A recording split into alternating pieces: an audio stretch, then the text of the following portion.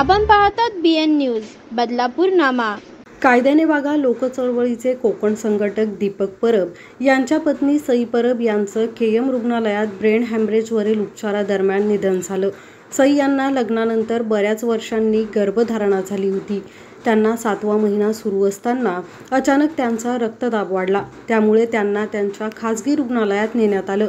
मात्र तिथे त्यांच्या तब्येतीमध्ये जास्त बिघाड झाला, त्यामुळे त्यांना मुंबईमधल्या KM रुग्णालयात हलवण्यात आलं।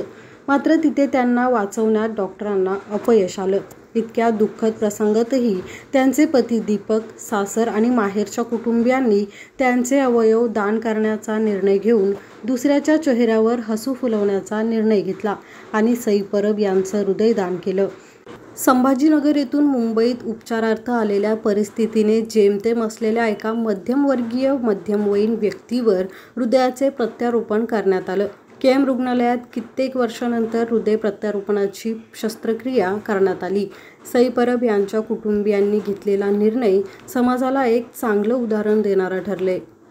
अशाच प्रकारचे नवनवीन व्हिडिओ आणि बातम्या पाहण्यासाठी चॅनलला लाईक, शेअर आणि सबस्क्राईब करायला विसरू नका।